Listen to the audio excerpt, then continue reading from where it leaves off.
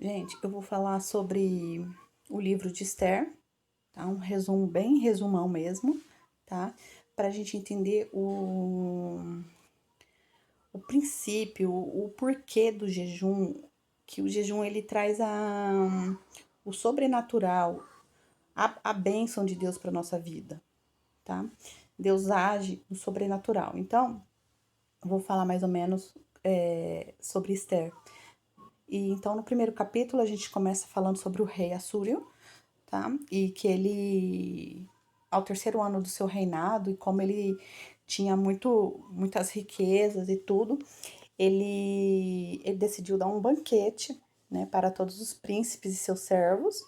E esse banquete era todo trabalhado no ouro, linho e tudo, tanto que as bebidas eram servidas em copos de ouro. Se você ler lá, vai ter várias coisas falando sobre a riqueza do rei. E depois de 180 dias de banquete, ele resolveu, não, eu vou mostrar minha riqueza também para os meus servos aqui do meu reino. Então mandou chamar todos, desde o menor ao maior, sabe? E ao sétimo dia, ele falou, não, agora eu vou, chama a rainha Veste, e e põe a coroa e traz ela para eu mostrar para os príncipes e seus servos o quanto ela é formosa. Então seu servo foi até a rainha e disse: O rei pede para que você compareça à sua presença para apresentar aos príncipes e servos. E ela disse: Não, eu não vou, porque eu tô dando um banquete para as mulheres e eu tenho muita coisa a fazer. Então o servo, voltando ao rei, disse: a rainha disse que não vai vir. E isso fez com que ficasse mal aos olhos dos príncipes e servos, porque as mulheres, sabendo que a rainha tinha negado a presença do rei, elas também poderiam fazer, se a rainha fez. Então, o rei, naquela época, quando ele decretava alguma coisa, quando ele fazia um decreto, era irrevogável. Então, ele fazia, não tinha como voltar atrás.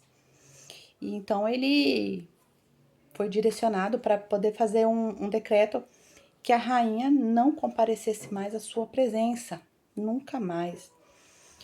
E depois de anos, passado o furor, tudo, ele quis que a rainha entrasse na sua presença. Só que o decreto, e ele foi atrás e perguntou, né, sobre os doutores de lei, como é que fazia para que a rainha viesse. E disseram, não, tá feito, não tem como voltar atrás. Então, deram uma ideia ao rei para que fizesse um concurso de beleza e escolhesse uma nova rainha para reinar ao seu lado. Então, no segundo capítulo, o rei já entra com esse lance, esse concurso de beleza. E Mordecai, que vivia ali à porta do reino, sempre ali sentado, ouviu esse anúncio e correu à sua prima Esther e disse: Você é formosa, vai e participa, mas não diga a ninguém que você é judia. Esther foi e fez, e participou do concurso. Para ter noção, esse concurso durou um ano de preparação das mulheres, com óleos, perfumes e tudo. Um ano. Um ano se preparando para passar o quê? 10 minutos na frente do rei. O rei fala: Não, não, não. Pode ir. Próxima. E E aos servos Esther já agradava aos seus olhos, sabe? E quando passou pelo rei, Esther agradou aos olhos do rei e o rei decidiu coroou Esther como rainha. E, ah, porém, ela não disse a ninguém que ela era judia. Ninguém. E um certo dia, Mardoqueu estava sentado na frente do reino e passou dois eunucos planejando contra o rei. E Mordecai correu e contou a Esther, né, que havia dois eunucos servos que estavam querendo planejar contra o rei. depois que Mordecai fez Esther ficar sabendo que os eunucos estavam planejando contra o rei, Esther contou ao rei e os dois foram enforcados. Isso ficou uma dívida, porém esquecida pelo rei ali. E depois, Amã, desde pequeno, cresceu ali e crescendo aos olhos do rei também, foi dado a Amã muitos poderes, sabe? E deu seu anel de ouro, e os decretos sobre o Amã crescia também, que todos deveriam prostrar diante de Amã. Mas sempre que Amã ia para lá e para cá, Mardoquai não se prostrava. E os servos de Amã foram e contaram a Amã que Mardoquai não fazia. Isso criou um furor em Amã sobre Mardoquai. E ele foi ao rei e disse: existe um povo aí que não segue as suas leis. Então envenenou o rei sobre os judeus e disse que pagaria para que as pessoas matassem os judeus. E o rei fez o decreto, né? E assim foi decretado. E Mardoqueu ouviu e contou para Esther. Disse: olha, o rei fez um decreto para matar todos os judeus. Então Esther disse a Mardoqueu: corre, junta todos os judeus e jejue por 3 dias. 3 dias. E eu e minhas servas também jejuaremos. E assim foi passado, e disse: depois de 3 dias entrarei na presença do rei, se perecer, pereci. Ou seja, naquela época ninguém podia entrar na presença do rei sem ser convidado, né? E ela ia fazer isso sem ser convidada. Então, passados 3 dias de jejum, Esther foi até o rei e o rei se assustou e disse: o que tá fazendo aqui, Esther? Você não pode estar aqui.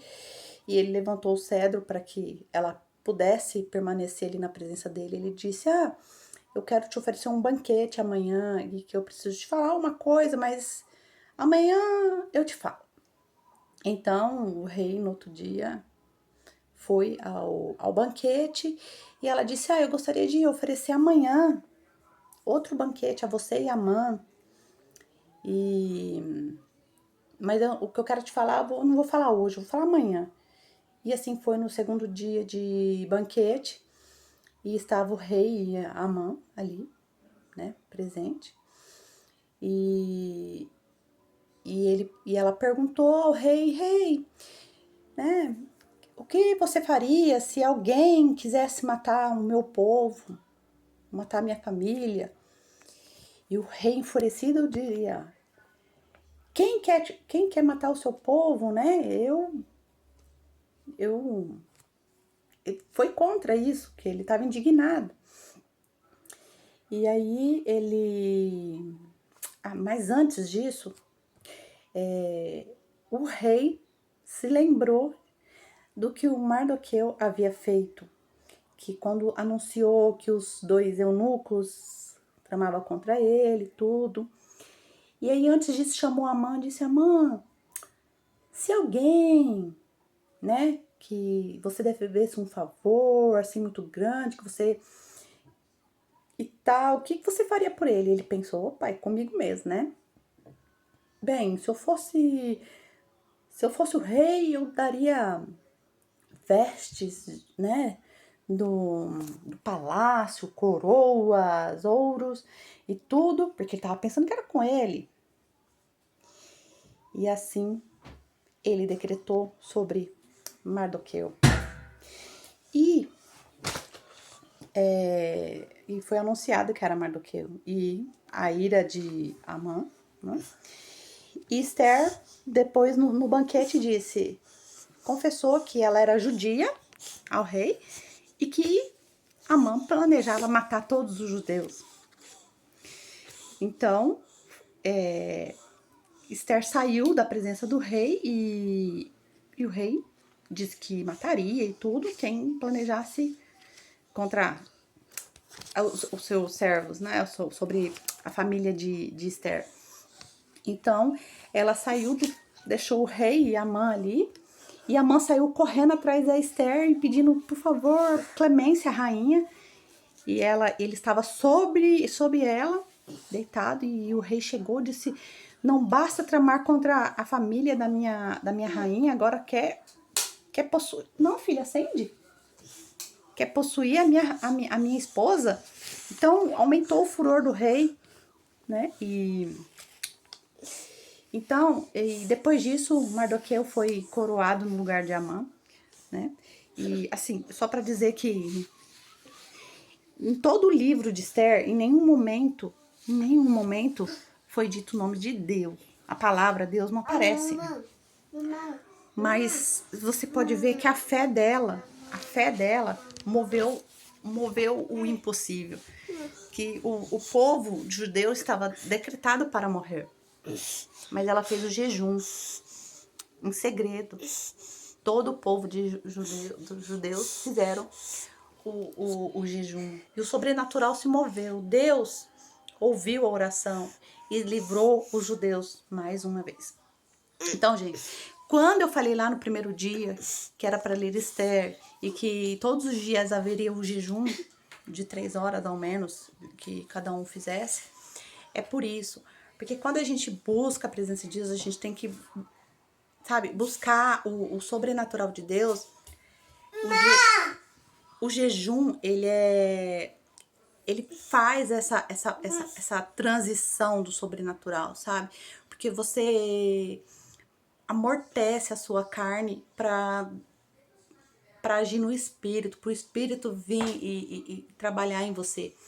Então, o jejum é muito importante. Às vezes fala assim, eu não consigo, mas você por isso mesmo, sabe? Porque é um sacrifício fazer um jejum, deixar de comer o que você gosta, de comer, de beber.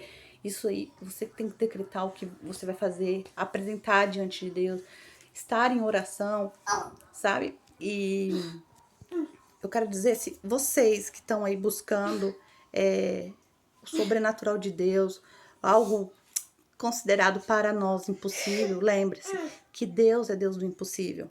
Deus move as coisas, move o sobrenatural, move o natural em amor, por amor a nós que somos seus servos. Então, a gente não pode deixar que as circunstâncias nos abatam. E eu sou prova viva disso, que quando a gente chega no fundo do poço, que a gente vê que a gente não tem mais o que fazer. A gente tem que voltar à presença do Senhor. E ali o sobrenatural começa a acontecer. Então reflita isso e se lê lá Esther, tá? Um grande abraço.